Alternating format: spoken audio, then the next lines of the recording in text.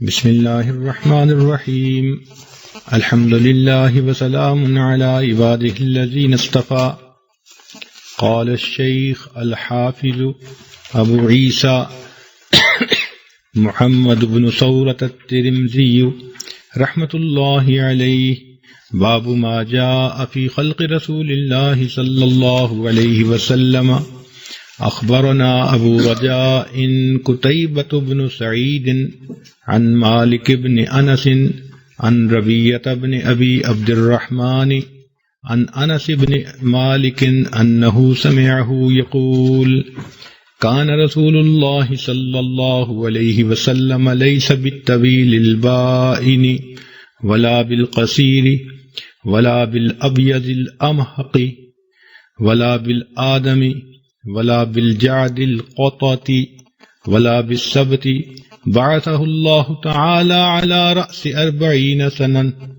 فأقام بمكة 10 سنين وبالمدينة 10 سنين فتوفاه الله تعالى على رأس 60 سنة وليس في رأسه ولحيته 20 شعرة بيضاء. الحمد للہ وکفی وسلام علی عبادہ الذین اصطفی اما بعد. باب یہ ایک لفظ ہے جو استعمال کیا جاتا ہے کچھ خاص مضمون کو کی حدیثوں کو یکجا لانے کے لیے. اصطلاح لغوی طور پر اس کا معنی ہے اسم لما یتوصل منہ الی المقصود، کہ یہ ایسا اسم ہے جس کے ذریعے سے مقصود تک انسان وصل حاصل کر لیتا ہے. اسی لیے شاعر نے بھی نبی علیہ السلام کے بارے میں ایک شعر کہا وَأَنْتَ بَابُ اللَّهِ أَيُّ امْرِئٍ أَتَاهُ مِنْ غَيْرِكَ لَا يَدْخُلُ، کہ آپ اللہ تعالیٰ کی طرف جانے کا دروازہ ہیں اے رسول اللہ صلی اللہ علیہ وسلم. جو بھی آپ کے بغیر جانا چاہے گا وہ اس میں داخل نہیں ہو سکے گا. اصطلاحی معنی اس کا ہوتا ہے الفاظ المخصوصۃ باعتبار دلالتها علی المعانی المخصوصۃ لانها توصل الی المقصود، کہ مخصوص الفاظ جو مخصوص معانی کے اوپر دلالت کرتے ہیں جس سے کہ انسان مقصود کو حاصل کر سکتا ہے. اب یہاں ایک بات سمجھ میں آتی ہے کہ باب تو عام طور پہ دروازے کے لیے استعمال ہو سکتا ہے، تو کہاں کتاب اور کہاں لفظ باب کوئی مناسبت تو نظر نہیں آتی. مگر بعض اوقات نبی علیہ الصلوۃ والسلام نے بھی عقلی چیز کو سمجھنے کی خاطر حسی طور پر بیان فرمایا. اس کو کہتے ہیں تشبیہ المعقول بالمحسوس، کہ ایک چیز جو معقول ہے صرف عقل سے سمجھ سکتے ہیں اس کو محسوس ذریعے سے تشبیہ دے کے سمجھا دینا. چنانچہ نبی علیہ الصلوۃ والسلام کی ایک حدیث مبارکہ ہے انا مدینۃ العلم، میں علم کا شہر ہوں. اور فرمایا کہ وہ ابو بکر و سقفھا، ابو بکر اس کی چھت ہے. اور عمر اللہ عنہ کے بارے میں فرمایا کہ جدرانھا، وہ اس کی دیواریں ہیں. اور عثمان عمودھا، وہ اس کے ستون ہیں. وعلی بابھا، اور علی اس کا دروازہ ہے. اب دیکھیے کہ خود حدیث پاک سے اس کا ثبوت مل رہا ہے کہ نبی علیہ الصلوۃ والسلام نے بھی سمجھنے کی خاطر اس لفظ کو استعمال فرمایا. چنانچہ تابعین سے یہ باب کا لفظ استعمال ہونا شروع ہوا. تابعین سے جو محدثین تھے انہوں نے اس لفظ کو استعمال شروع کیا، اور یہ پھر امت میں آج تک چلا آیا ہے، کتب حدیث میں موجود ہے. اس کا مطلب یہ ہوا کہ الکتاب مثل الدار، کہ کتاب جو ہے وہ ایک گھر کی مانند ہے. اور نوع المسائل مثل الغرفہ، اور ایک نوع کے جو مسائل ہیں وہ ایک کمرے کی مانند ہیں. غرفۃ مفروشہ، فرنشڈ کمرے کی مانند ہیں. اور اس کا جو دروازہ ہے اس کو باب کہتے ہیں. اس لیے ایک خاص مناسبت رکھنے والے مضامین رکھنے والی جو احادیث ہوتی ہیں تو ان کے شروع میں یہ لفظ استعمال کیا جاتا ہے کہ الباب مثل المدخلی، کہ یہ ایک مدخل کی مانند ہوتا ہے جہاں سے بندہ اس میں داخل ہو جاتا ہے. اس کے بعد فرمایا کہ ما جاء فی خلق رسول اللہ صلی اللہ علیہ وسلم، جو کچھ آیا ہے نبی علیہ الصلوۃ والسلام کے تخلیق کے بارے میں. خلق اور خلق یہ دو لفظ ہیں تو ملتے جلتے، لیکن اعراب کے فرق سے دونوں کے معنی بہت مختلف ہو جاتے ہیں. خلق کا تعلق ظاہر سے، خلق کا تعلق باطن سے. خلق کا تعلق تن سے، خلق کا تعلق من سے. خلق انسان کی ظاہر صورت کو کہتے ہیں اور خلق انسان کی اندر کی سیرت کو کہتے ہیں. لہذا اس باب کے اندر نبی علیہ الصلوۃ والسلام کے سراپا کے بارے میں، سراپا کہتے ہیں چہرہ مہرہ، ظاہری شکل و صورت، اس کے بارے میں جو احادیث ہوں گی وہ بیان کی جائیں گی. چنانچہ ایک لفظ ہے خلق اور ایک ہے ایجاد، ان دونوں میں بھی فرق ہے. خلق کہتے ہیں ابداء الشیء من غیر اصل، ایک چیز کو نئے سرے سے وجود دے دینا، یہ تخلیق ہوئی. اور ایجاد جو ہے یہ ایجاد الشیء من شیء آخر، ایک چیز سے دوسری چیز کو بنا لینا، اس کو ایجاد کہتے ہیں. لہذا ایجاد تو بندے بھی کر سکتے ہیں، روز ہوتی رہتی ہے. دو چیزوں کو ملا کے تیسری بنا لیتے ہیں، تین کو ملا کے چوتھی بنا لیتے ہیں، مگر وہ موجود چیزوں کو ملا کر ایک نئی چیز کو وجود مل جاتا ہے، اس کو ایجاد کہتے ہیں. تخلیق کیا ہے کہ جس چیز کا کوئی وجود ہی نہیں ہے اس کو نئے سرے سے وجود عطا کر دینا، یہ صفت اللہ رب العزت کی ہے. تو اللہ رب العزت جو ہیں وہ انسان کو انہوں نے تخلیق عطا فرمائی. لہذا یہ خلق کا اب جو لفظ ہے نا، یہ باب نصر ینصر سے مصدر ہے. والمراد ہنا صورت الانسان ظاہرہ، تو اس خلق سے مراد انسان کی ظاہری صورت ہے. اب یہاں پر ایک اعتراض وارد ہوتا ہے کہ جی خلق اصل ہے، خلق بعد میں. دیکھا تو جاتا ہے نا جی کہ بندے کے اندر انسانیت کتنی ہے، اخلاق کتنے ہیں، اچھائی کتنی ہے. شکل جیسی ہو، حضرت بلال رضی اللہ تعالیٰ عنہ حبشی تھے، شکل انوکھی تھی، دانت موٹے تھے، رنگ کالا تھا، جیسا بھی تھا، لیکن بارگاہ نبی میں اور اللہ رب العزت کی بارگاہ میں قبولیت پا گئے اپنے اس تقوی کی وجہ سے، اس نور قلب کی وجہ سے جو اللہ نے ان کو عطا کیا تھا. اور اس کے بالمقابل ابو جہل دیکھنے میں بڑی اچھی پرسنالٹی نظر آتی تھی، اور ولید تو بہت ہی متاثر کرنے والی شخصیت تھی، مگر اللہ تعالیٰ کا اتنا غصہ ہوا، فرمایا ذرنی ومن خلقت وحیدا، چھوڑ مجھے اور اس کو جو اپنے آپ کو وحید الزمان سمجھتا ہے. تو دیکھیے اللہ تعالیٰ کے ہاں مردود ہو گیا وہ ولید جس کے 12 بیٹے ہوتے تھے. وبنینا شہودا ومہدت لہ تمہیدا، اتنا کچھ اس کے پاس مال تھا، اللہ نے اس کو اپنے دربار سے دھتکار دیا. تو معلوم ہوا کہ اصل چیز تو خلق ہوتی ہے، خلق تو نہیں ہوتی. لیکن امام ترمذی رحمۃ اللہ علیہ نے خلق سے کام شروع کیا. باب ما جاء فی خلق رسول اللہ صلی اللہ علیہ وسلم. تو بھئی یہاں سے کیوں شروع ہوا؟ ذہن میں ایک سوال پیدا ہوتا ہے نا. تو علماء نے اس کا جواب دیا، وہ فرماتے ہیں کہ الظاہر عنوان الباطن، کہ ظاہر جو ہوتا ہے نا وہ باطن کا عنوان ہوتا ہے، اور ہر بندہ چاہتا ہے کہ وہ ترقی کی طرف جائے. ابتدا سے انتہا جو ہو تو آخر اچھا ہو اول سے. لہذا یہ ترقی ہے من غیر الاشرف الی الاشرف، کہ انہوں نے پہلے خلق کا تذکرہ کیا اور بعد میں خلق کا تذکرہ کیا. اور دوسرا جواب تحقیقی اس کا یہ ہے کہ انہوں نے ترتیب وجودی کا خیال رکھا. یہ بتائیں کہ پہلے کیا چیز بنتی ہے؟ جسم، اور بعد میں کیا اس میں آتا ہے؟ روح آتی ہے اور خلق آتا ہے. تو خلق پہلے اور خلق، تو ترتیب وجودی کی وجہ سے امام ترمذی رحمۃ اللہ علیہ نے پھر خلق سے کام شروع کر دیا. اچھا آگے دیکھیے، فرماتے ہیں کہ اخبرنا ابو رجاء قتیبہ بن سعید، یہ جو ہے نا اخبرنا، خبر دی ہمیں، یہاں پر ایک دو باتیں سند حدیث کے بارے میں سن لیجئے کہ عام طور پر جب محدثین متن پڑھتے ہیں، یعنی کوئی حدیث پاک کی روایت کرنی ہوتی ہے، تو عام طور پر تو وہ شروع کرتے ہیں بالسند المتصل الی الامام الترمذی رحمۃ اللہ علیہ، کہ بھائی مجھ سے لے کر میرے اساتذہ کے ذریعے سے امام ترمذی رحمۃ اللہ علیہ تک یہ متصل سند ہے، مگر ہر دفعہ پڑھنا مشکل ہوتا ہے، تو علماء نے اس کا ایک مخفف راستہ نکال لیا، فرمایا وبہی قال۔ اب وہ جو وبہی قال ہے نا، اس کا مطلب یہ سارا ہوا کہ جی کہنے والے نے کہا کہ جی مجھ سے لے کے فلاں تک یہ حدیث ایسے ہے، تو یہ اس کا مخفف انداز ہے۔ جب بھی حدیث پڑھنی چاہیے وبہی قال آگے پھر حدیث پڑھ لینی چاہیے۔ اب حدیث پاک پڑھنے کے چند انداز ہیں۔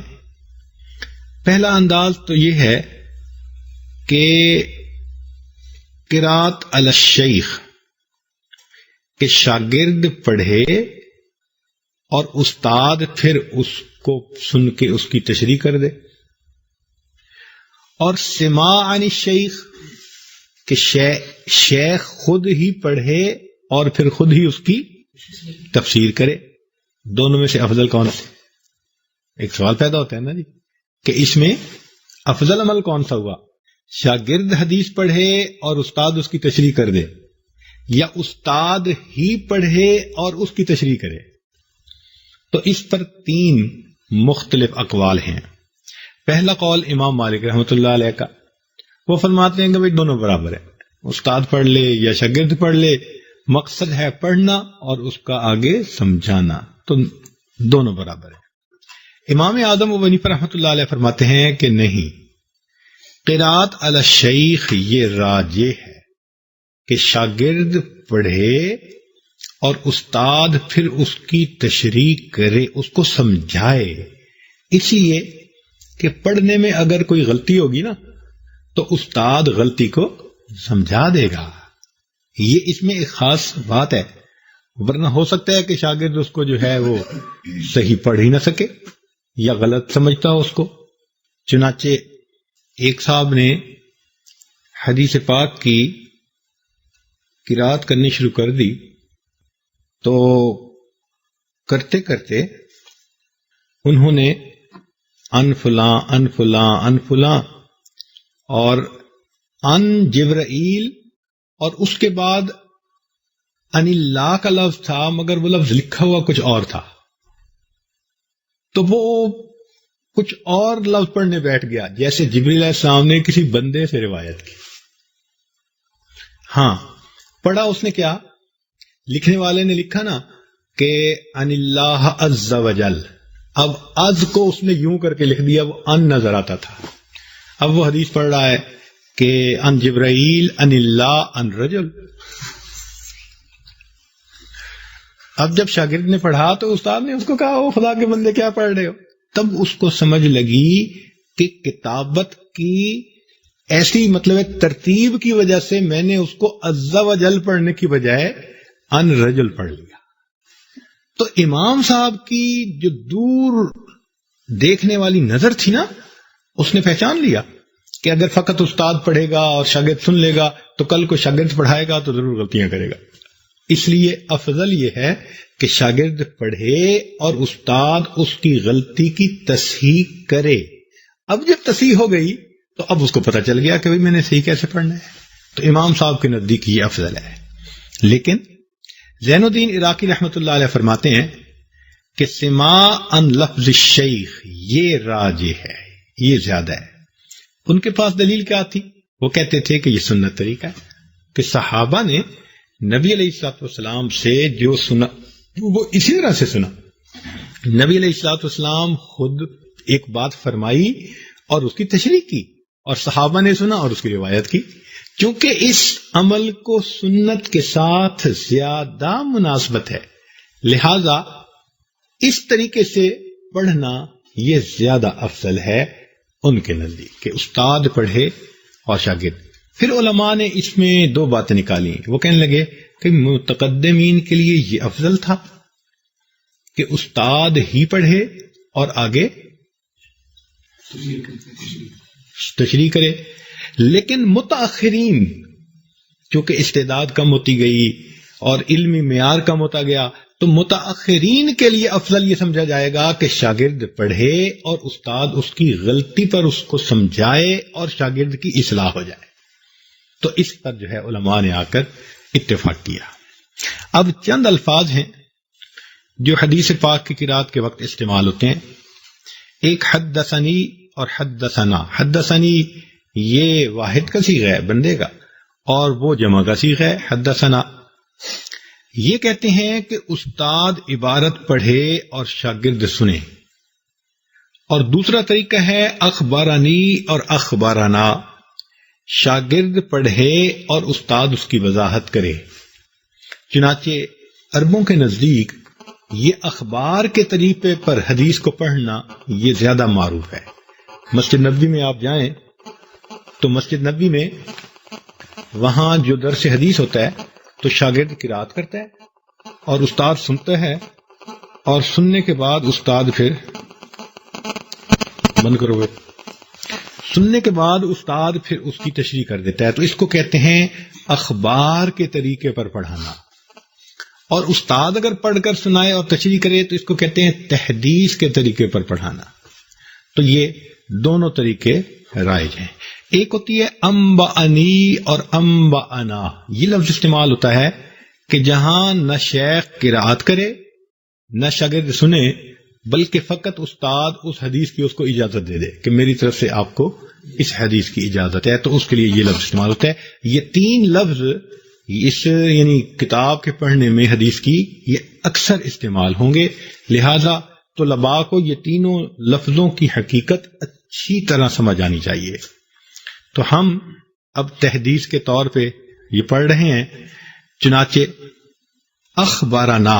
اخبارنا سے مراد یہ ہوا کہ ابو رجا رضی اللہ تعالی عنہ جو ہیں وہ ایک راوی ہیں. نام ان کا تھا قتیبہ اور ان کے والد کا نام تھا سعید. یہ ابو رجا قتیبہ ابن سعید یہ اکثر محدثین کے استاد رہے ہیں. بلکہ اگر یوں کہیں کہ صحاح ستہ کے جتنے محدثین ہیں یہ سب کے استاد بنتے ہیں تو یہ بات بالکل ٹھیک ہوگی. یہ اتنے جلیل القدر محدث تھے. اس لیے امام ترمذی رحمۃ اللہ علیہ ایسے پکے راوی سے ایک حدیث پاک انہوں نے شروع کر دی. انہوں نے آگے حدیث کی روایت کی کن سے؟ ان مالک بن انس.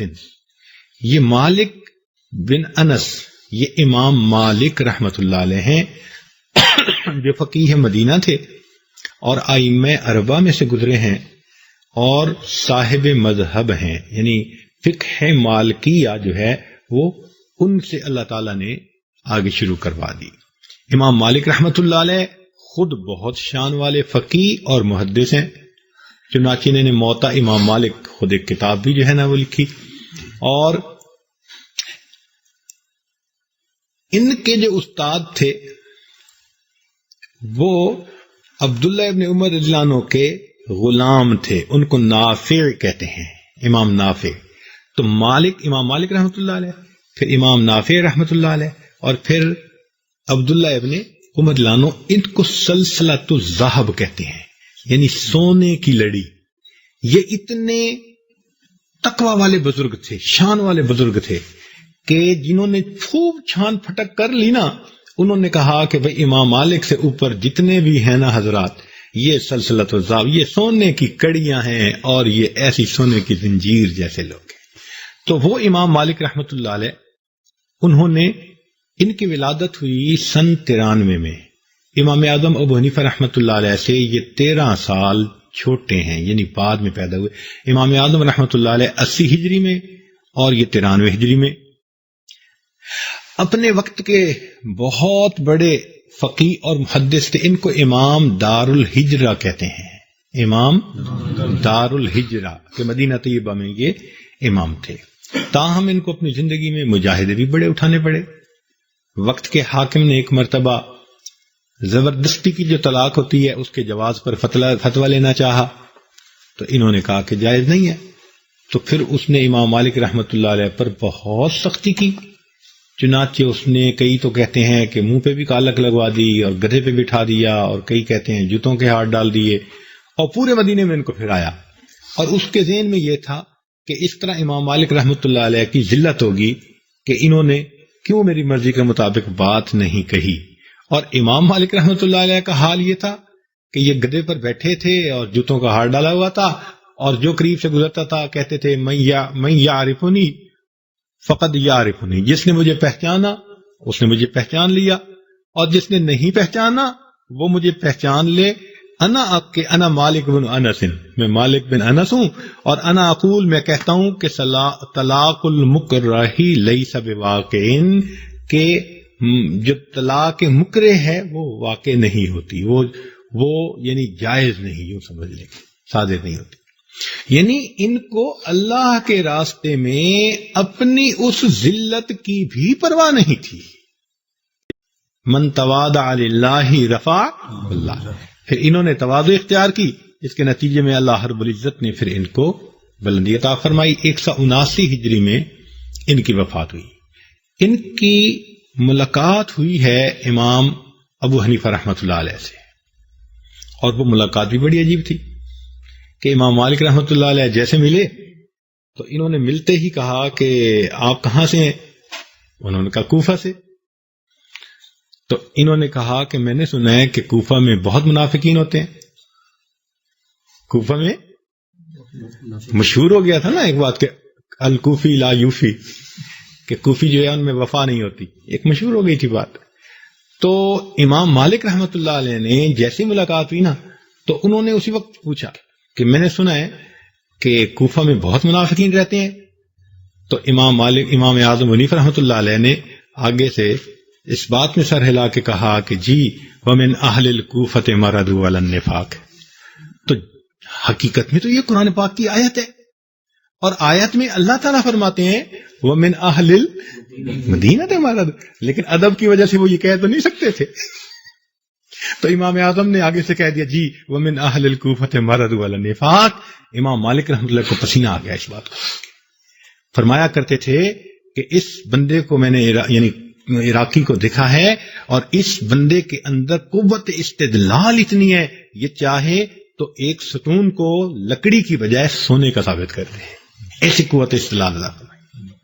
اسی لیے جو اصول فقہ امام اعظم ابو حنیفہ رحمۃ اللہ علیہ نے استنباط فرمائے، تقریباً وہی اصول امام مالک رحمۃ اللہ علیہ نے لیے. تو فقہ حنفی اور فقہ مالکیہ کے جو اصول ہیں نا وہ بہت ملتے ہیں ایک دوسرے سے. تو اس لحاظ سے بعض لوگ کہتے ہیں کہ امام مالک رحمۃ اللہ علیہ نے امام اعظم ابو حنیفہ رحمۃ اللہ سے بھی فائدہ اٹھایا. ویسے شاگرد نہیں تھے جیسے شاگرد ہوتے ہیں، لیکن اس میں کوئی شک نہیں کہ انہوں نے علمی فائدہ ضرور ان سے اٹھایا. تو ان کی ملاقات بھی آپس میں ثابت ہے. آگے کہتے ہیں کہ ان ربیعہ بن ابی عبد الرحمن، یہ ربیعہ ابن عبد الرحمن یہ بھی ایک راوی ہیں جو تابعی تھے. ابو عثمان ان کی کنیت تھی، اور ان کا اپنا نام فروخ رحمت اللہ علیہ. اور یہ ربیعۃ الرائے مشہور ہو گئے. ربیعۃ الرائے کیوں؟ کہ یہ فقیہ تھے، اور جہاں نص میں کوئی چیز بالکل واضح نظر نہیں آتی تھی تو پھر یہ قیاس کرتے تھے، اور اس کی نظیر کوئی دیکھ کے نا قرآن و حدیث میں پھر مسئلے کا استنباط کرتے تھے. تو اس استنباط کرنے کی وجہ سے یہ ربیعۃ الرائے مشہور ہو گئے. لیکن یہ اتنے بڑے بزرگ تھے سبحان اللہ کہ امام مالک رحمت اللہ علیہ کے یہ استاد تھے. جب یہ فوت ہو گئے تو ان کی وفات پہ امام مالک رحمت اللہ نے حسرت بھری آواز کر لے کر کہا افسوس آج علم کی حلاوت دنیا سے چلی گئی ہے. تو امام مالک رحمت اللہ علیہ جب کہیں کہ علم کی حلاوت چلی گئی تو یہ کتنے بڑے عالم ہوں گے. ان کا مشہور واقعہ ہے کہ ان کے والد عبد الرحمن جو تھے وہ جہاد کی نیت سے گھر سے چل پڑے بیوی سے اجازت لے کے، اور کوئی 30,000 درہم پیچھے بیوی کو خرچے کے لیے دے گئے. اب وہ جب گئے تو فتوحات ہوتی گئیں اور یہ آگے بڑھتے گئے. اللہ کی شان کہ جب وہ گئے تھے تو ان کی بیوی جو تھی وہ اس وقت امید سے تھی، حاملہ تھی، بعد میں بیٹے کی بھی ولادت ہو گئی، 29 سال بعد واپس آئے۔ اب 29 سال بعد واپس آئے، مسجد میں نماز پڑھی تو دیکھا کہ ایک نوجوان ہے اور اس نے درس دیا، اور ایسا درس دیا کہ دل مو لیا۔ تو یہ دل میں دعا کرتے رہے کہ پتہ نہیں یہ کس کا بیٹا ہوگا اور کتنا خوش نصیب اس کا باپ ہوگا کہ اللہ نے اس نوجوان کو اتنا علم عطا کیا ہے۔ تو جب مسجد سے اٹھ کے گھر آنے لگے تو دیکھا کہ وہی نوجوان ان کے گھر کے پاس، تو پوچھا السلام علیکم، آپ کیسے؟ انہوں نے کہا میرا گھر، اس نے کہا تو میرا گھر۔ تو بیوی نے جب سنا تو اس نے کہا دونوں آ جائیں، دونوں کا گھر ہے۔ پھر اس نے تعارف کروایا کہ دیکھو یہ والد ہے، اور بیٹے کو کہا کہ بیٹا یہ آپ کے باپ ہیں۔ 29 سال کے بعد ملاقات ہوئی، تو اس پر پھر انہوں نے بیوی سے حال احوال پوچھے، بیٹھ گئے، پھر یہ بھی پوچھا کہ بھئی خرچ اخراجات کی کوئی تنگی تو نہیں تھی، پیسے میں چھوڑ گیا تھا تو کیسے خرچ کیا؟ تو بیوی نے بیٹے کی طرف اشارہ کر کے کہا کہ اس کو دیکھ لو، میں نے سارے کے سارے پیسے اس کی تعلیم کے اوپر خرچ کر دیے ہیں۔ تو پہلے وقتوں میں مائیں ایسی ہوا کرتی تھیں کہ 29 سال بھی اگر خامد گھر سے باہر رہتا تھا تو وہ بچوں کو پھر بھی وقت کا حافظ حدیث اور عالم قرآن بنا دیا کرتی تھی۔ تو یہ ربیعۃ الرائے مشہور ہیں۔ اچھا، یہ شاگرد تھے انس بن مالک رحمۃ اللہ علیہ کے۔ انس رضی اللہ تعالیٰ عنہ ایسے صحابی ہیں کہ جو اپنی لڑکپن کی عمر میں نبی علیہ السلام کی خدمت میں آئے۔ چنانچہ جب نبی علیہ السلام ہجرت کر کے تشریف لائے تو ان کی والدہ کا نام تھا ام سلیم رضی اللہ تعالیٰ عنہ۔ انہوں نے حضرت انس اللہ عنہ کو ان کے نبی علیہ السلام کی خدمت میں پیش کیا کہ اے اللہ کے نبی، میرے اس بیٹے کو خدمت کے لیے قبول فرما لیجیے۔ تو نبی علیہ السلام نے قبول کر لیا۔ بعض حضرات کہتے ہیں کہ 8 سال خدمت کی سعادت ملی، بعض کہتے ہیں کہ 7 سال ملی، لیکن 10 سے کم یعنی 9، 8، 7 اس رینج میں ان کو خدمت کی سعادت ملی۔ یہ ام سلیم رضی اللہ تعالیٰ عنہ نبی علیہ الصلوۃ والسلام سے بہت محبت کرنے والی اور جان دینے والی خادمہ تھی، بہت ہی سمجھدار تھی۔ ان کا مشہور واقعہ ہے کہ ان کے خامند کا نام تھا مالک۔ وہ تجارتی سفر پر چلے گئے، پیچھے ام سلیم رضی اللہ تعالیٰ عنہ جو ہیں انہوں نے کلمہ پڑھ لیا، اسلام قبول کر لیا۔ خامند واپس آیا، میاں بیوی دونوں ایک چارپائی پر بیٹھے گفتگو کر رہے تھے، تو انہوں نے اپنے خامند کو انفارم کیا کہ میں نے تو کلمہ پڑھا، میں مسلمان ہو گئی۔ تو خامند کہنے لگا تمہیں کیا جلدی کی ضرورت تھی، میرا انتظار کر لیتی۔ انہوں نے کہا کہ میں نے نبی علیہ السلام کا درس سنا اور میرے دل میں خیال آیا کہ ایسا نہ ہو کہ میری موت آ جائے اور میں کہیں ایمان سے محروم نہ چلی جاؤں، اس لیے میں نے جلدی کلمہ پڑھ لیا۔ تو وہ مالک کہنے لگے کہ میں نے تو ابھی نہیں سوچا، ابھی نہیں فیصلہ کیا۔ ابھی میاں بیوی یہ گفتگو کر ہی رہے تھے کہ وہ ننھا بچہ چھوٹا سا جو تھا انس، وہ اندر داخل ہوا۔ تو بچے کو دیکھ کے تو مالک ان کو کہنے لگے کہ بیٹے دیکھ، تیری ماں نے تو کلمہ پڑھ لیا، نہ میں نے پڑھا ہے اور ابھی نہ تو نے پڑھنا ہے۔ باپ نے بیٹے کو یہ کہا۔ ادھر ماں نے کہا کہ بیٹے دیکھ، میں نے بھی کلمہ پڑھ لیا ہے اور تو بھی کلمہ پڑھ لے۔ اب ننھے انس نے ایک نظر باپ پہ ڈالی اور ایک نظر ماں پہ ڈالی اور اس نے اونچی آواز سے کلمہ پڑھ دیا۔ تو اس حدیث پاک سے، واقعے سے علماء نے استنباط کیا کہ بچے کے اوپر باپ کی نسبت ماں کا اثر زیادہ ہوا کرتا ہے۔ پھر مالک فوت ہو گئے تو ایک ان کے رشتے میں نوجوان تھے، ان کا نام تھا ابو طلحہ۔ وہ ظاہری شکل و صورت میں بھی بہت خوبصورت تھے، عقل مند بھی تھے اور اچھے مالدار بھی تھے۔ تو انہوں نے ام سلیم کی طرف اپنا رشتہ بھیجا، تو ام سلیم رضی اللہ تعالیٰ عنہ نے ان کو کہہ دیا کہ بھئی میں تو مسلمان ہوں، تو آپ مسلمان ہو جاؤ اگر میرے ساتھ نکاح کرنا ہے۔ اس نے کہا میں تو نہیں ہوتا۔ چنانچہ بات آئی گئی ہو گئی۔ کچھ عرصہ گزرنے کے بعد پھر کہیں رشتہ دار تو تھے، آمنا سامنا ہوا، تو ابو طلحہ نے پھر کہا کہ دیکھو تم بیوہ حالت میں زندگی گزار رہی ہو، وقت ضائع کر رہی ہو، تو جب میں تمہیں نکاح میں لینے کے لیے تیار ہوں تو تم کیوں انکار کرتی ہو؟ تو اس وقت انہوں نے ابو طلحہ کو کہا کہ ابو طلحہ تم وہ شخص ہو کہ دنیا کی کسی عورت کی طرف تمہارا رشتہ چلا جائے تو وہ انکار نہیں کر سکتی، تمہیں اللہ نے اتنی خوبیاں دی ہیں، اور میں بھی انکار نہیں کرنا چاہتی، مگر رکاوٹ یہ ہے کہ میرا تیرے ساتھ نکاح ہو ہی نہیں سکتا. کیوں نہیں ہو سکتا؟ اس نے کہا اس لیے کہ میں مسلمان ہوں اور آپ نے کلمہ نہیں پڑھا، آپ کافر ہیں، اور مسلمان عورت کافر کے نکاح میں نہیں آ سکتی.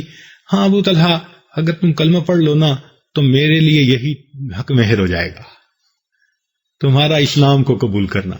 ایسے اچھے طریقے سے بات کہی کہ ابو طلحہ نے کلمہ پڑھا اور وہ مسلمان ہو گئے اور ان کا اسلام ان کا حق مہر بن گیا. تو صحابہ رضی اللہ عنہم فرمایا کرتے تھے کہ یہ کتنی خوش نصیب عورت ہے جس نے اپنی حق مہر میں اپنے خاوند سے اسلام کو مانگا ہے. یہ ام سلیم تھی. چنانچہ یہ انس رضی اللہ عنہ کو کہا کرتی تھی کہ نبی علیہ السلام جب آرام فرمائے نا، قیلولہ فرمائے، تو ان کے جسم اطہر پہ جو پسینہ ہو تو اس کو جمع کیا کرو. تو نبی علیہ السلام نے ایک مرتبہ پوچھا کہ ام سلیم کیا کرتی ہو؟ اے اللہ کے نبی، ہم اس پسینہ مبارک کو خوشبو میں جب ملاتی ہیں تو ہماری خوشبو کی خوشبو میں اضافہ ہو جاتا ہے. پھول پڑتے ہیں، پھول کھلتے ہیں پڑھ پڑھ کے صلی علی، جھوم کر کہہ رہی ہے یہ باد صبا، ایسی خوشبو چمن کے گلوں میں کہاں جو نبی کے پسینے میں موجود ہے. تو یہ ام سلیم رضی اللہ تعالیٰ عنہ والدہ تھیں اور یہ ان کے بیٹے انس تھے. تو انہوں نے بچپن سے ہی اپنے بیٹے کو وقف کر دیا تھا نبی علیہ السلام کی خدمت میں. اچھا یہ چھوٹے تھے تو نبی علیہ السلام چھوٹے بچوں کے ساتھ نا دل لگی فرمایا کرتے تھے. چنانچہ نبی علیہ السلام نے ان کا نام رکھا ہوا تھا ذل اذنین، دو کانوں والا. ہر بندے کے دو کان ہیں، مگر دل لگی کی بات ہے نا کہ نبی علیہ السلام نے وہ اس کو پیار سے پکارا کرتے تھے، اے دو کانوں والے. تو اس کا ایک بھائی تھا، ان کا نام عمیر تھا. تو اس نے ایک چڑیا پالی ہوئی تھی اور وہ چڑیا مر گئی. تو نبی علیہ السلام جب اس کو ملتے کہتے یا ابا عمیر ما فعل النغیر، اے ابا عمیر تیری چڑیا نے کیا کیا. تو اس سے معلوم ہوتا ہے کہ نبی علیہ السلام بچوں کے ساتھ بہت محبت سے اور ملاطفت کے ساتھ پیش آیا کرتے تھے، بہت محبت سے اور بہت ملاطفت کے ساتھ پیش آیا کرتے تھے. اچھا یہ انس رضی اللہ تعالیٰ عنہ نبی علیہ السلام کے خادم فرماتے ہیں کہ میری والدہ نے ایک مرتبہ کہا کہ اللہ کے نبی اس بچے کو دعا دیجیے. تو نبی علیہ السلام نے دعا دی، فرمایا کہ اللہم اکثر مالہ و ولدہ و بارک فیہ، اللہ اس کے مال کو اور اولاد کو کثیر کر دے اور ان میں برکت دے دے. کہنے لگے اتنی اولاد بڑھی کہ 125 بیٹوں کو میں نے خود دفن کیا. ماشاء اللہ، الحمدللہ. فرماتے ہیں پھر اللہ نے مجھے مال اتنا دیا کہ میں اپنے سونے کی اینٹ کو لکڑی کاٹنے والے کلہاڑے سے توڑا کرتا تھا. اچھا بھائی وہ کتنا سونا ہوگا؟ وہ پھر رتیوں میں اور تولوں میں ہوگا. جو کلہاڑے سے توڑا جائے وہ تو پھر کوئی کلو گرام میں ہوگا. تو اللہ نے رزق بھی اتنا دیا. اور ویسے بھی بصرہ میں رہتے تھے آخری عمر میں، تو ان کے گھر میں نیاز بو کا ایک پودا تھا، تو وہ سال میں 2 مرتبہ پھل دیا کرتا تھا. نبی علیہ السلام دعا ان کے لیے ایسی تھی. چنانچہ ہم نے دیکھا ہے کہ جو شاگرد آج بھی اپنے استاد کی دعا لیں، اللہ رب العزت ان کے علم میں اور ان کی عزت میں ایسے ہی برکتیں عطا فرما دیا کرتے ہیں. ایک واقعہ اس موقع پہ، کتنے بجے نماز ہے؟ 7:30 ٹائم ہے، ابھی 6:30 ہوئے نا. ہاں تو ایک موقع پر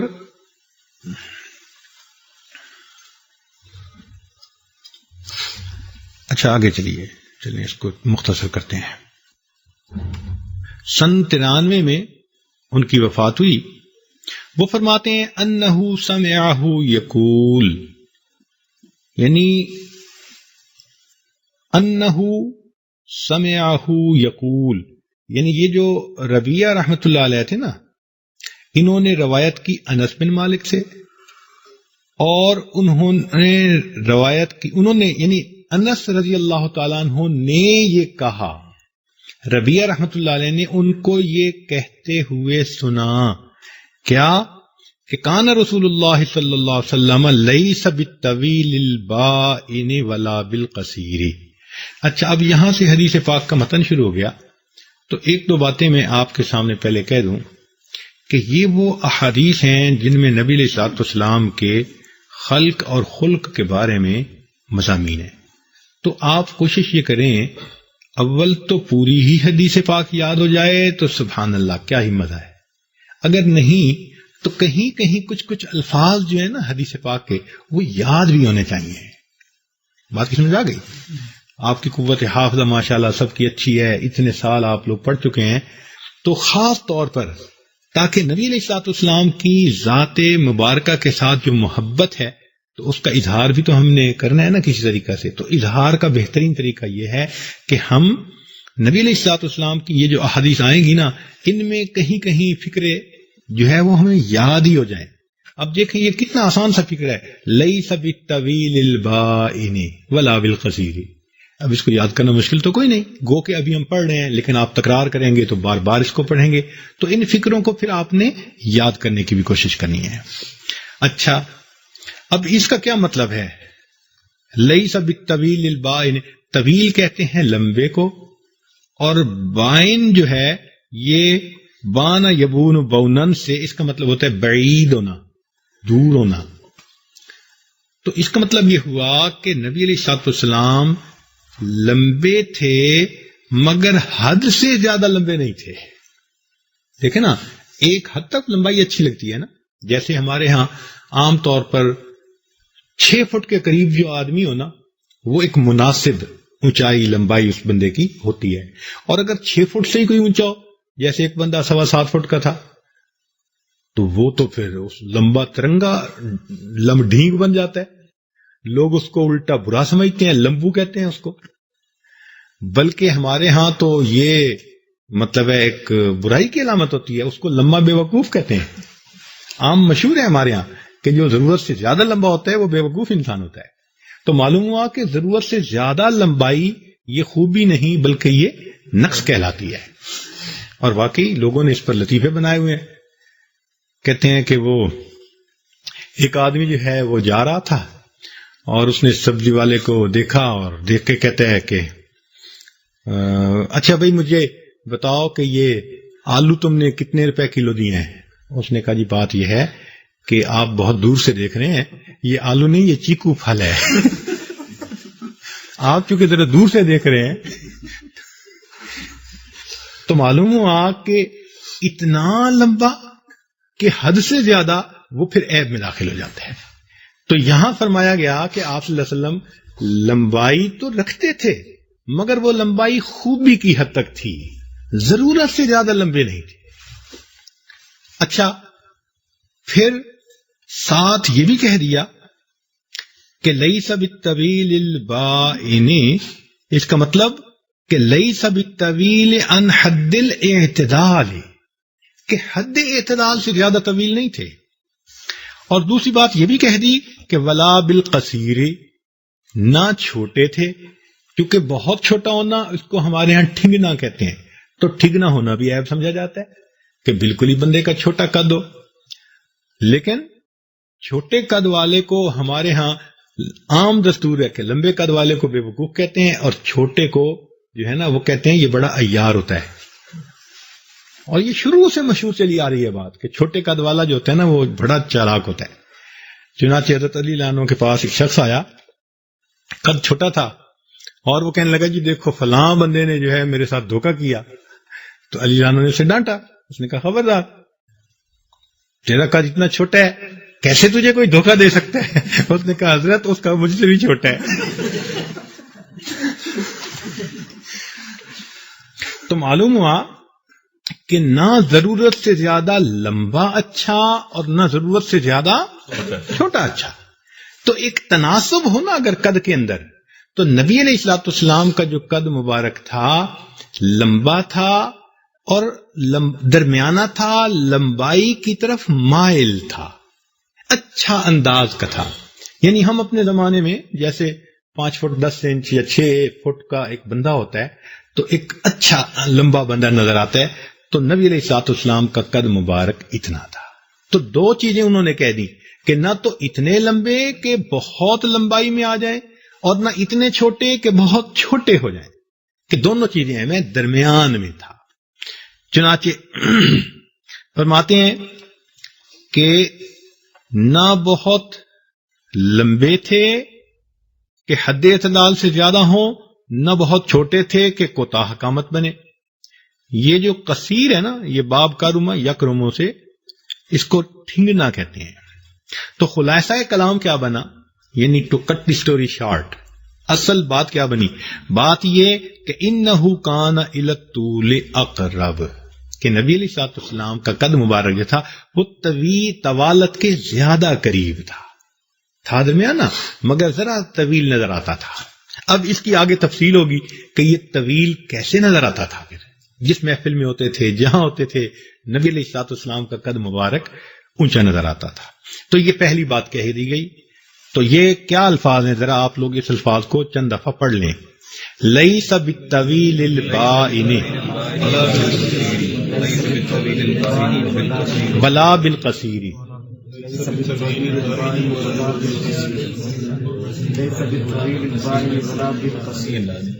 کہاں لا نہیں ہے؟ ہاں تو پھر اس نسخے میں ٹھیک کرنا چاہیے، لا یہاں لکھ لیں۔ ایک نسخے میں لا نہیں لکھا ہوا تو یہ لا لکھ لیجئے، کسی نسخے میں اگر نہیں لکھا ہوا تو یہ لا کا لفظ لکھ لیجئے۔ لیس بالطویل البائن ولا بالقصیر، لیس بالطویل البائن ولا بالقصیر، لیس بالطویل البائن، لیس بالطویل البائن، لیس بالطویل البائن۔ اب آپ کو یہ بات سمجھ آ گئی نا کہ لیس بالطویل البائن سے مراد یہ کہ نہ نبی علیہ السلام اتنے لمبے تھے کہ اس لمبے قد میں طوالت بہت زیادہ ہو، اعتدال سے وہ بھی نہیں تھی، نہ بہت ہی چھوٹے تھے۔ تو اس کا مطلب یہ کہ میانہ قد تھے جو طول کی طرف مائل ہوتا ہے، وہ قد تھا جو اچھا سمجھا جاتا ہے کہ جس قد کو لوگ پسند کرتے ہیں۔ چنانچہ ملا علی قاری رحمۃ اللہ علیہ فرماتے ہیں کہ وَلَعَلَّ السِّرَّ فِي ذَلِكَ، اس میں راز یہ ہے، نکتہ یہ ہے کہ انہ لا یتطاول علیہ احد صورتاً کما لا یتطاول علیہ معنن، جیسے معنن بھی آپ سے اونچا کوئی نہیں تھا، ایسے ظاہری قد میں بھی آپ سے اونچا کوئی نہیں تھا۔ اصل یہ وجہ تھی۔ چنانچہ اس کو کسی نے یوں کہا ہے، نہ پستہ قد نہ لمبے ہی کوئی مفہوم ہوتے تھے، نہ پستہ قد نہ لمبے ہی کوئی مفہوم ہوتے تھے، میانہ قد سے کچھ نکلے ہوئے معلوم ہوتے تھے، وہ قامت نخل طوبہ بھی پے تعظیم جھک جائے، وہ ایک شہکار فطرت جس پہ خود خالق کو پیار آئے۔ اللہ نے ایسا قد عطا کیا تھا کہ اللہ رب العزت کو بھی وہ قد اچھا لگتا تھا۔ اچھا، تو پہلی بات یہ ہو گئی کہ لیس بالطویل البائن ولا بالقصیر۔ اب اگلی بات کر رہے ہیں، کیونکہ کسی کے بارے میں بتانا ہونا تو قد کے بارے میں بتاتے ہیں، پھر اس کے رنگ کے بارے میں بتاتے ہیں۔ تو قد کے بارے میں تو یہ بات انہوں نے کر دی کہ لیس بالطویل البائن ولا بالقصیر۔ اگلی بات فرمائی کہ ولا بالاbyض الامحق ولا بالآدمی، کہ نہ تو وہ اتنے سفید تھے کہ چونے کی طرح سفید۔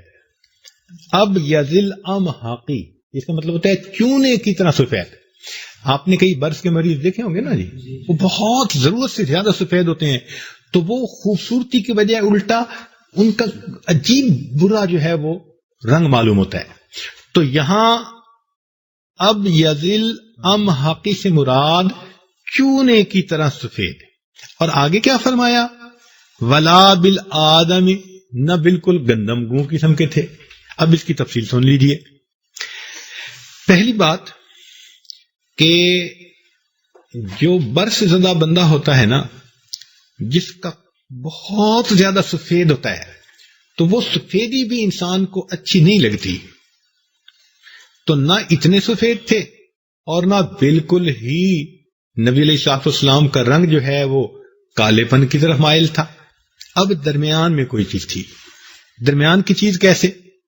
تو اس میں انسانوں کی جو رنگت ہے نا اس کے مختلف انداز ہیں. سب سے پہلے بیاضن سفیدی ہوتی ہے، پھر حمرتن سرخی ہوتی ہے. چنانچہ مغربی ممالک میں بعض ایسے علاقے کے لوگ ہیں جن کو گورے کہا جاتا ہے، وہ بہت سفید ہیں، اور بعض ایسے علاقے ہیں کہ جن علاقوں میں رنگت سرخ ہے، جیسے ہالینڈ وغیرہ کا جو ملک ہے نا، وہ گورے تو ہوتے ہیں مگر ان کے گورے پن پہ سرخی غالب ہوتی ہے، وہ بھی کوئی اتنے زیادہ بندے کو اٹریکٹیو نظر نہیں آتے. ایک ہوتا ہے سمرتن. سمرتن کس کو کہتے ہیں؟ کہ سفیدی کے ساتھ سرخی موجود ہو، جسے ہم آج کل پنک کہتے ہیں نا جی. یا ایسی بچی سفید اور سرخی مائل ہو تو اس کو پنک ہی کہہ دیتے ہیں. تو یہ پنک کی اصل میں جو ہے نا یہ سمرتن کہلاتی ہے.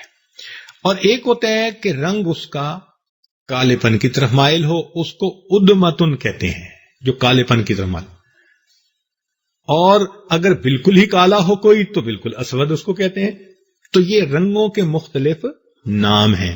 ان میں جو سمرتن کا لفظ ہے نا کہ سفیدی جس کے اندر سرخی ہو، جو بندے کو دیکھ کے دل خوش ہو، جیسے کسی کو کہہ دیتے ہیں جی سیب کی طرح ہے. اب وہ جو سیب کی طرح ہوتا ہے نا جی وہ اچھا لگتا ہے کہ اس میں سفیدی ہوتی ہے سرخی مائل. یا بچے کو پیار کے ساتھ کہتے ہیں آؤ میں تمہیں سیب بناتا ہوں، تو وہ سیب بنانے کا بھی اصل مقصد یہ ہوتا ہے کہ وہ ایک پیار کی چیز ہوتی ہے. چنانچہ سمرتن اس کو کہا جاتا ہے. چنانچہ نبی علیہ الصلوۃ والسلام ابیض بیاضہ الی السمرہ، ان کا رنگ سفید تھا. اور کیسا سفید تھا؟ سرخی مائل سفید. کیسا سفید تھا؟ سرخی مائل سفید تھا.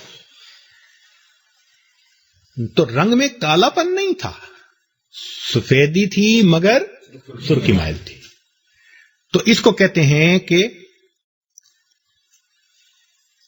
ولا بالاbyض الامحقی ولا بالآدمی، کہ نہ تو چونے کی طرح سفیدی تھی اور نہ کالے پن یعنی گندمی بالکل ہی گندمی رنگ تھا، بلکہ ایسی سفیدی تھی جو سرخی والی.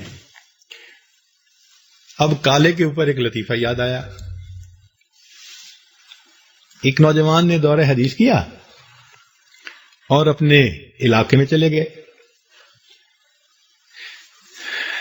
تو سرحد کے رہنے والے تھے، انہوں نے اپنے علاقے میں جا کے تو درس حدیث دینا شروع کر دیا. اب ایک نوجوان 3 دن تو ان کا درس سنتا رہا. چوتھے دن درس سے اٹھا بڑے غصے میں، تو کہتے ہیں بس مولانا آج کے بعد آپ نے یہ درس نہیں دینا. اس نے کہا کیوں؟ میں تو حدیث پڑھاتا ہوں. کہتے ہیں میں کہہ رہا ہوں کہ آپ نے درس نہیں دینا، میں آپ کو نہیں چھوڑوں گا. ان کا بھائی آپ کیوں خفا ہو رہے ہیں، میں درس دیتا ہوں. کہتے ہیں میں 3 دن سے سن رہا ہوں اور میری اب جو ہے نا بس ہو گئی ہے، اب مجھ سے برداشت نہیں ہوتا. اس نے کہا کیوں، وجہ کیا ہے بتاؤ تو صحیح. کہتے 3 دن سے تم بیٹھے کہہ رہے ہو کالا کالا رسول اللہ، اور تیرا پیو کالا، تیرا دادا کالا، میرے رسول تو سفید رنگ والے تھے. اب وہ جو قول رسول اللہ ہے نا اس کو وہ نوجوان سمجھا کہ یہ اچھا ہے مولوی صاحب آئے ہیں کہ یہ بیٹھ کے ممبر کے بیٹھتے ہیں کالا کالا رسول اللہ. تو انہوں نے کہا وہ کالے نہیں تھے بلکہ وہ گورے رنگ کے تھے. تو نبی علیہ الصلوۃ والسلام سمرا ایسی سفیدی جس میں سرخی ہو جو دل کو بھا جاتی ہے، جس چہرے کو بندہ دیکھے تو دل خوش ہو جاتا ہے. چنانچہ عمر رضی اللہ تعالیٰ نے شعر کہا کرتے تھے لو کنت من شیء سوا بشر کنت المضیء لیلۃ البدر. اے اللہ رب العزت کے پیارے محبوب صلی اللہ علیہ وسلم، اگر آپ بشر کے سوا کوئی اور چیز ہوتے تو 14ویں رات کے چاند کا ٹکڑا ہوتے. ایسی خوبصورتی تھی نبی علیہ السلام. بلکہ سچی بات تو یہ کہ اس سے بھی زیادہ خوبصورت تھے. اس لیے کہنے والے نے کہا کہ چاند سے تشبیہ دینا یہ کہاں انصاف ہے، چاند کے منہ پہ چھائیاں، میرے مدنی کا چہرہ صاف ہے۔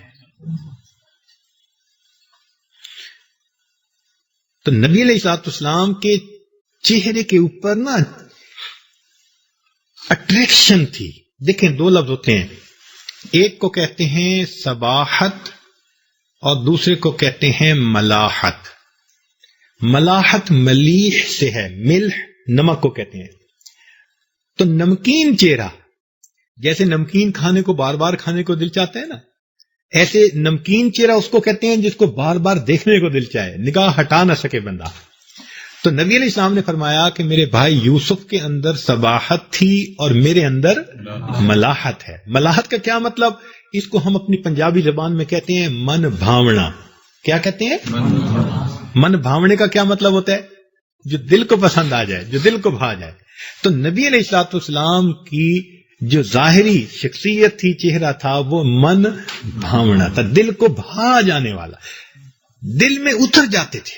ایسے نبی علیہ الصلوۃ والسلام کو اللہ تعالیٰ نے یہ، چنانچہ کہنے والے نے کہا نمایاں حسن یوسف میں سفیدی تھی، صباحت تھی، یہاں سرخی تھی، گلگو رنگ تھا جس میں ملاحت تھی۔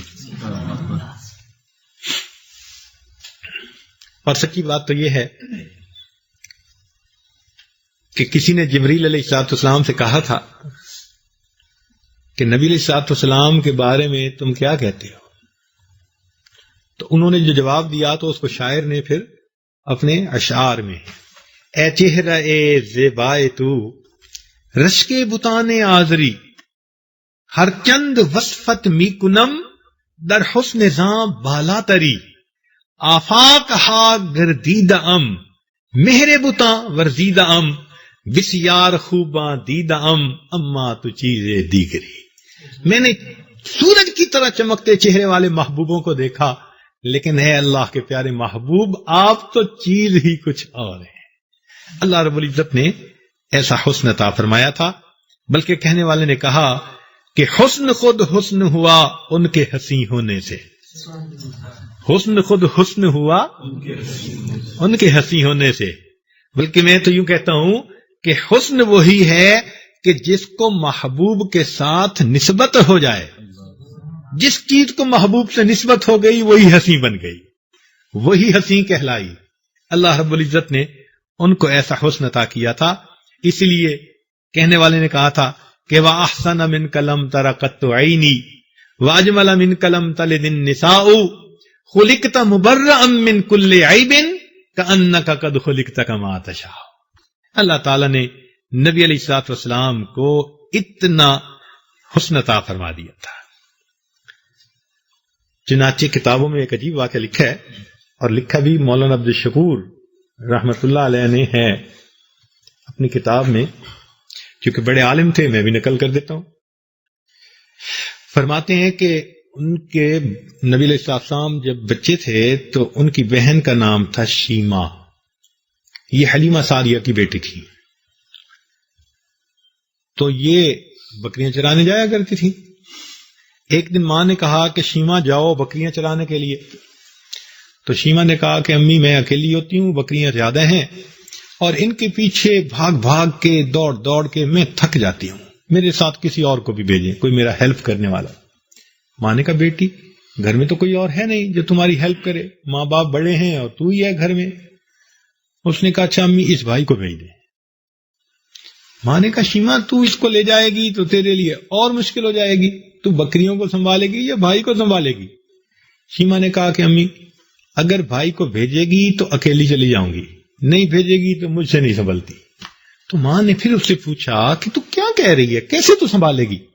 اس نے کہا کہ امی میں ایک مرتبہ بھائی کو لے کر گئی تھی اور میں نے دیکھا کہ جس جگہ پر بکریوں نے چرنا تھا وہاں میں بھائی کو لے کر بیٹھ گئی تو میری بکریوں نے جلدی جلدی گھاس کو چر لیا، پھر جہاں میں بھائی کو گود میں لے کر بیٹھی تھی میری ساری بکریاں میرے گرد آ کر بیٹھ گئیں، میں بھی بھائی کا چہرہ دیکھتی تھی، میری بکریاں بھی میرے بھائی کا چہرہ دیکھتی تھی۔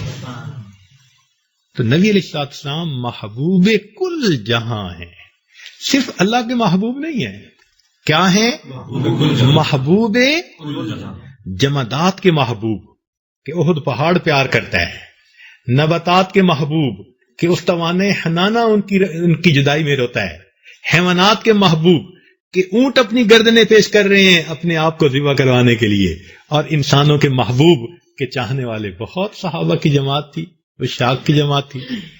تو نبی علیہ السلام محبوب کل جہاں ہیں. اس لیے نبی علیہ السلام کو اللہ رب العزت نے ایسا حسن عطا فرمایا تھا. اللہ اکبر. یوں کہنا چاہیے اے کہ تیرا جمال ہے زینت محفل حیات، اے کہ تیرا جمال ہے زینت محفل حیات، دونوں جہاں کی رونقیں ہیں تیرے حسن کی زکات، دونوں جہاں کی رونقیں ہیں تیرے حسن کی زکات. ان کے حسن کی زکات نکلی، سارے جہان میں رونق آ گئی. اللہ رب العزت نے اپنے پیارے محبوب صلی اللہ علیہ وسلم کو ایسا حسن عطا کیا. کہنے والے نے بھی کیا پیاری بات کہی، تو اگر ناز کرے حسن پہ اپنے تو بجا.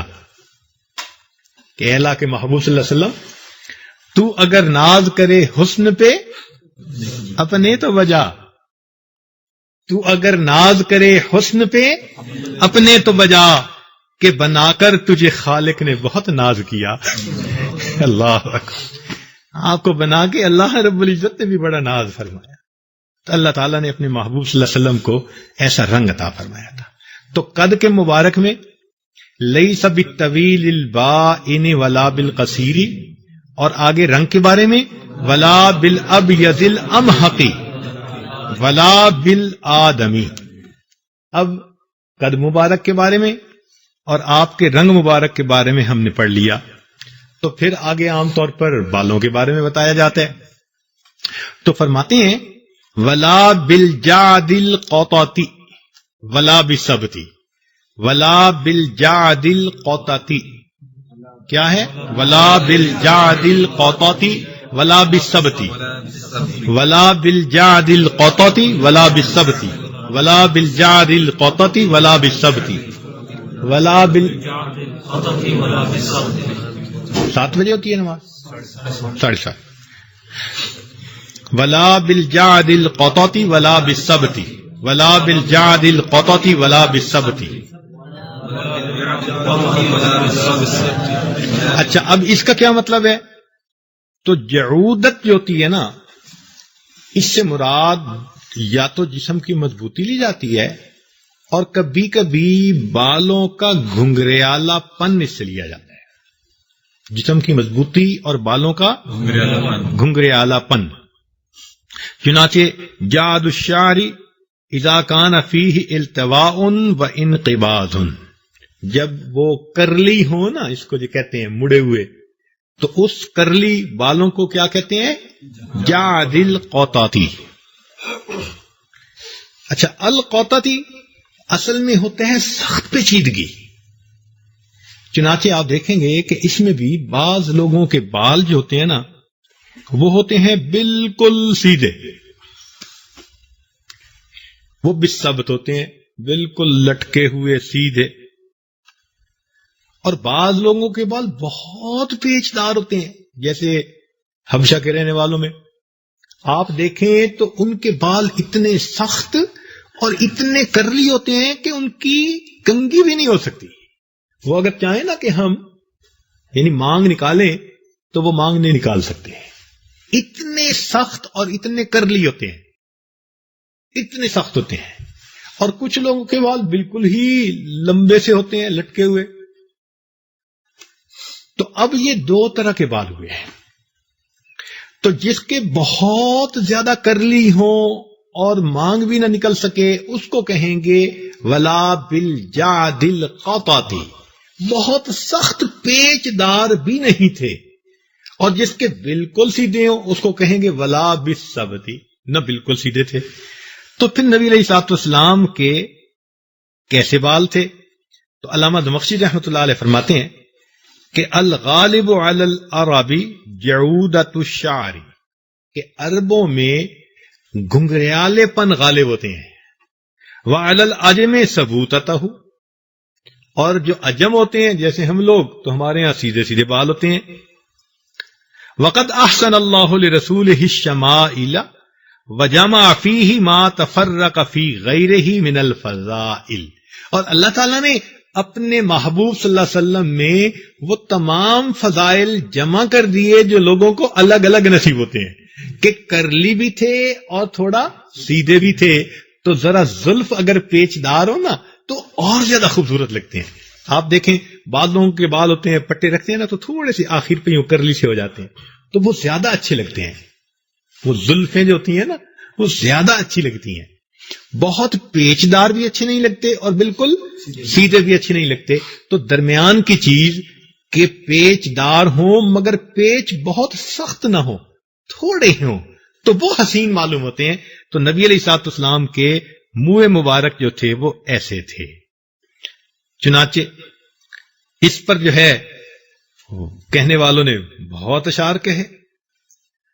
نبی علیہ الصلوۃ والسلام کے یہ گیسو مبارک ایسے تھے، معطر ان کے کوچے کی طرح ہے اپنا صحرا بھی، کہاں کھولے ہیں گیسو یار نے خوشبو یہاں کی ہے، یہاں تک ہے. بلکہ کسی نے تو یوں کہا کہ ہوا چلی تھی کہ میرے محبوب کی زلفوں کو خراب کر دے، اور وہ خراب کیا ہوئی، الٹا پہلے سے بھی خوبصورت لگنے لگ گئی. نہ شوخی چل سکی باد صبا کی، نہ شوخی چل سکی باد صبا کی، بگڑنے میں بھی زلف ان کی بنا کی. کہ ہوا نے زلفیں ذرا ہلا دی تھی، وہ پہلے سے زیادہ خوبصورت نظر آنے لگے. تو نبی علیہ الصلوۃ والسلام کی زلفوں کا ایسا ہی معاملہ تھا. اللہ رب العزت نے ان کو ایسے بال عطا کیے تھے. تو اب 3 چیزیں ہم نے پڑھی.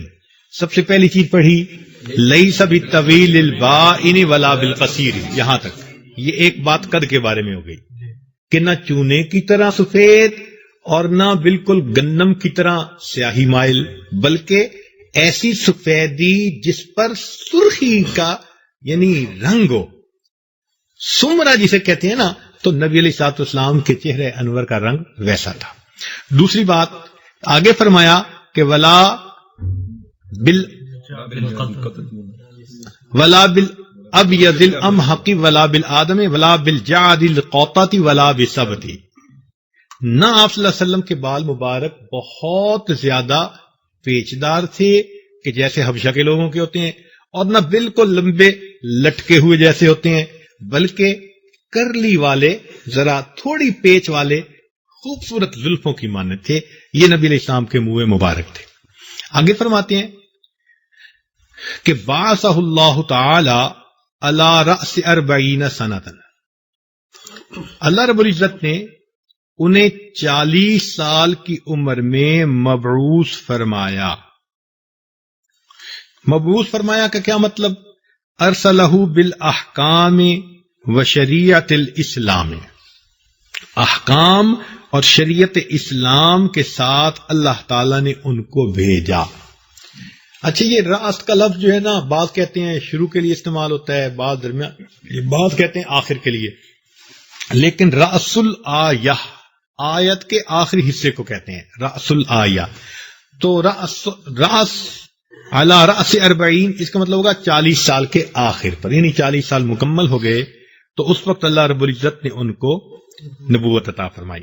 یہاں پر 1-2 باتیں ذرا سمجھنے والی ہیں. پہلی بات کہ نبی علیہ الصلوۃ والسلام کی جو ولادت تھی وہ بھی سوموار کے دن ہوئی.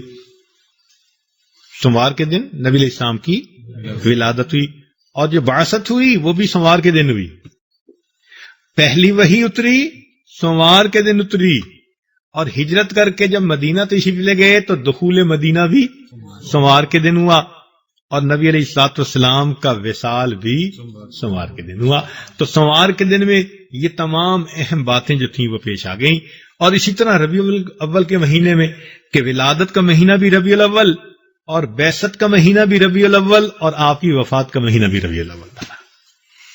دوسری بات یہ کہ یہ جو 40 کا عدد ہے نا، اللہ تعالیٰ کے ہاں اس کی ایک اہمیت ہے.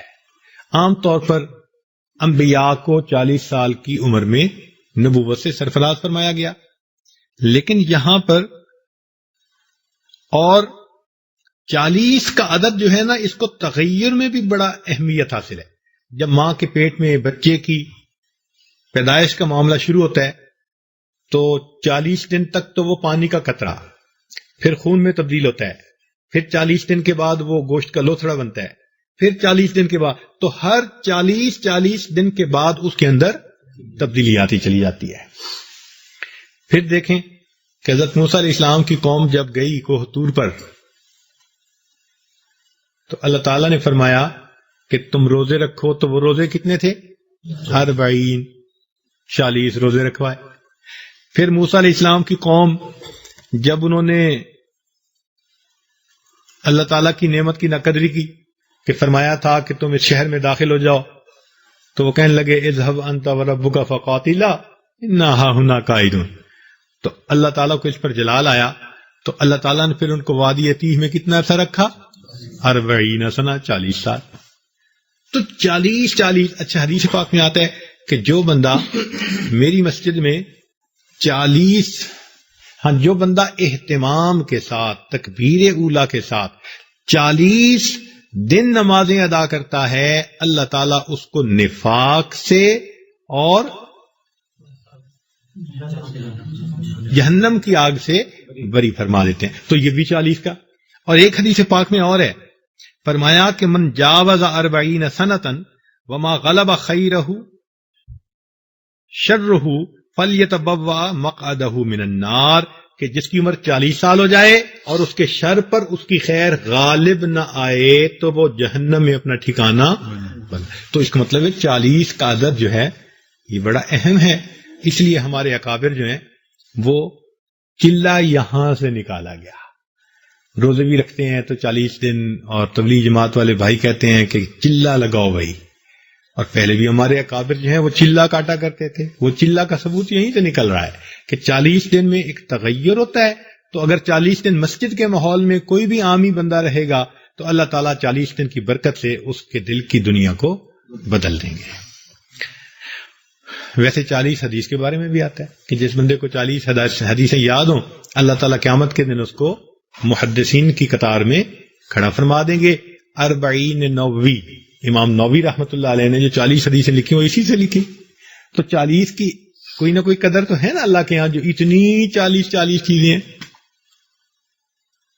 اور ایک روایت میں آتا ہے کہ جو آدمی فوت ہو جائے اور اس کا جنازہ پڑھنے والوں میں 40 ایسے ایمان والے ہوں جو شرک سے بچتے ہیں، تو ان کے جنازہ پڑھنے کی وجہ سے اللہ تعالیٰ اس میت کی گناہوں کی مغفرت فرما دیتے ہیں۔ اب یہاں پر ایک اعتراض وارد ہوتا ہے کہ جی حدیث پاک سے تو ثابت ہو رہا ہے کہ نبی علیہ السلام 40 سال کی عمر میں ان کی بعثت ہوئی، اور نبی علیہ السلام فرماتے ہیں کہ کنت نبیہ وآدم بین الماء والطین، میں اس وقت بھی نبی تھا جب آدم علیہ السلام گارے اور مٹی میں تھے، پانی اور مٹی میں تھے نا گارے کے، اس وقت بھی میں نبی تھا۔ تو یہ کیا بنا؟ اور اس کے جواب ہمارے علماء نے لکھا کہ بعثت ایک تقدیری ہوتی ہے اور ایک حقیقی ہوتی ہے۔ تقدیری سے مراد کہ تقدیر میں اللہ نے اس وقت سے ان کو نبی لکھ دیا تھا جب روحیں پیدا ہوئی تھی، لیکن حقیقی بعثت کب ہوئی؟ جب نبی علیہ السلام کی عمر مبارک 40 سال کا پہنچ گئی۔ اچھا، کئی انبیاء بچپن سے ہی نبی ہوئے، جیسے حضرت عیسیٰ علیہ السلام کہ ماں کے بطن سے جیسے ہی پیدا ہوئے قوم کے پاس آئے اور آ کر انہوں نے اسی وقت اعلان کر دیا انی عبد اللہ آتانی الکتاب وجعلنی نبیہ۔ تو معلوم ہوا کہ بھئی ایسے واقعات پیش آ گئے، مگر یہ کسی خاص مقصد کی وجہ سے اللہ تعالیٰ نے ان کی والدہ مریم جو ہیں ان کی پاک دامنی کی گواہی دلوانی تھی، لہذا حضرت عیسیٰ علیہ السلام کی زبان سے یہ کلمات کہہ دیے۔ لیکن عام دستور جو کہا جاتا ہے نا اشاذ کلمات، یہ تو کہیں کوئی ایک آدھ چیز ہوتی ہے تو اصول تو نہیں نا بدلتے۔ عام دستور یہی ہے کہ 40 سال کی عمر اس پختگی کی عمر تھی، اللہ تعالیٰ نے ان کو عطا فرما دی نبوت اس عمر میں ان کی۔ چنانچہ آگے فرماتے ہیں کہ فَأَقَامَ بِمَکَّہ عشر سنین کہ نبی علیہ الصلوۃ والسلام مکہ میں قیام فرمایا 10 سال. اب عام دستور کے مطابق تو مکہ میں 13 سال قیام فرمایا اور یہاں 10 سال کہہ رہے ہیں. تو 10 سال میں 3 سال کا فرق کیوں آ رہا ہے؟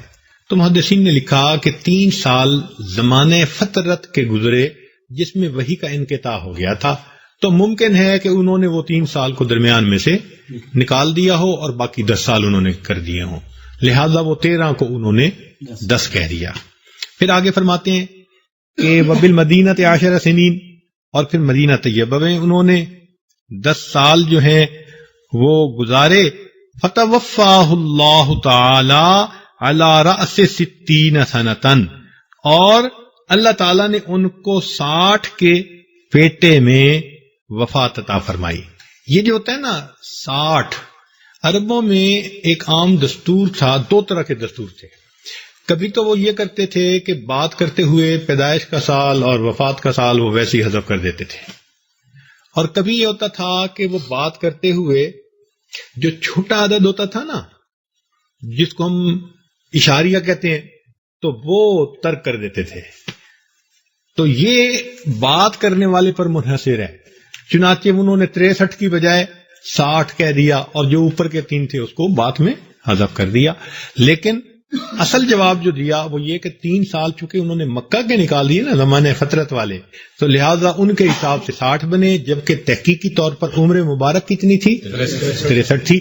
بعض روایت میں 65 سال بھی آئی ہے. تو 63 سال یہ 1 سال پیدائش کا اور 1 سال، تو عربوں کے دستور کے مطابق 65 بھی بنتی ہے.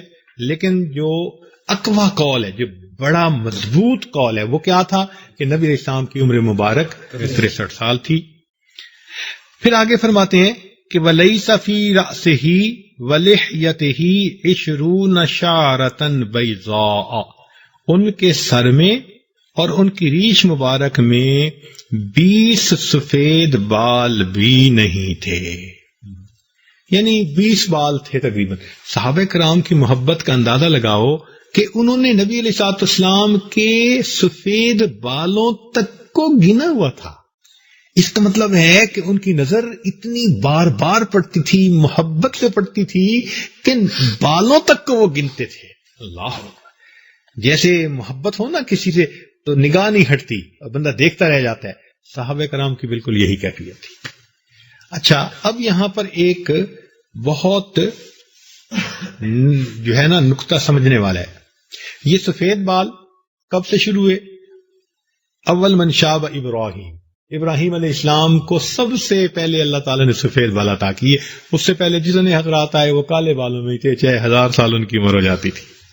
ابراہیم علیہ السلام سے یہ سلسلہ چلا، ماشاء اللہ. لیکن 63 سال کی عمر میں نبی علیہ السلام دنیا سے تشریف لے گئے، جبکہ آج کل بعض لوگوں کی عمریں 90 سال، 95 سال، 100 سال. تو نبی علیہ الصلوۃ والسلام کی عمر مبارک تو بہت مختصر نظر آتی ہے. اس پر کفار اعتراض کرتے ہیں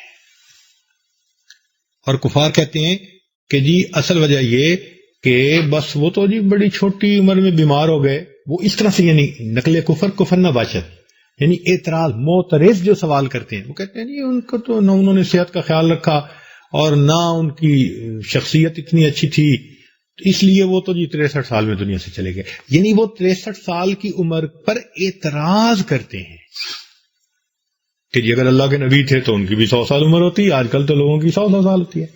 تو اس کا جواب سن لیجئے کہ اصل وجہ یہ ہے کہ جوانی ڈھلنے کی اور بڑھاپے آنے کی نا ایک درمیان کی عمر ایسی ہوتی ہے کہ جہاں تک بندہ صحیح طریقے سے اپنے کام کاج کو کر سکتا ہے، اس سے اوپر اگر جائے تو یا نسیان کا مریض بنتا ہے یا اس میں بدنی کمزوری آ جاتی ہے. لہذا دنیا والے بھی اس کو ریٹائر کر دیتے ہیں. پہلے ایک وقت تھا کہ جب 65 سال کے بندے کو ریٹائر کر دیا جاتا تھا، اور آج کل کئی جگہوں پہ 60 سال کو ریٹائر کر دیتے ہیں. تو 60-65 سال دنیا کی ریٹائرمنٹ کی عمر تھی. تو معلوم ہوا کہ 60-65 میں جا کے ایک ایسا پوائنٹ آتا ہے جہاں عیب لگتا ہے کہ جی اب یہ کام کے قابل نہیں رہا. تو اگر اللہ تعالیٰ اپنے پیارے محبوب صلی اللہ علیہ وسلم کو لمبی عمر دے دیتے تو یہی کافر اعتراض کرتے وہ جی 72 چھین پتہ نہیں انہاں کی گلاں کی تھی، عیب لگا دیتے۔ اللہ تعالیٰ نے اپنے محبوب کو عیب سے بچا کر وہ جو 65 سال عیب کی عمر بنتی ہے اس سے پہلے ان کو اپنے پاس ہی بلا دیا کہ میرے محبوب کی زندگی ایسی ہے کہ تم نہ ان کی صحت پر نہ عمر مبارک پر کسی بات پر تم اعتراض کر ہی نہیں سکتے، میں اس عیب کی عمر سے پہلے اپنے محبوب کو واپس اپنے پاس بلا لوں گا۔ اس لیے اللہ تعالیٰ نے اپنے پیارے محبوب صلی اللہ علیہ وسلم کو 63 سال کی عمر عطا فرمائی۔ چنانچہ یہ حدیث پاک جو ہے مکمل ہو گئی۔ اس کی پھر ایک مرتبہ جو ہے یا 2 مرتبہ میں قرات کر دیتا ہوں تاکہ آپ بھی ساتھ پڑھتے رہیں تو پڑھنا اس کا آسان ہو جائے، اور یہ الفاظ جو ہے نا یہ مانوس ہو جائیں آپ کے دماغوں میں۔ تو پڑھیے، لیس بالطویل البائن ولا بالقصیر ولا بالابیض الامحق ولا بالآدم ولا بالجعد القطط ولا بالسبت بعثه الله تعالى على رأس 40 سنة فأقام بمكة 10 سنين وبالمدينة 10 سنين فتوفاه الله تعالى على رأس 60 سنة وليس في رأسه ولحيته 20 شعرة بيضاء۔ سبحان ربك رب العزة عما يصفون وسلام على المرسلين۔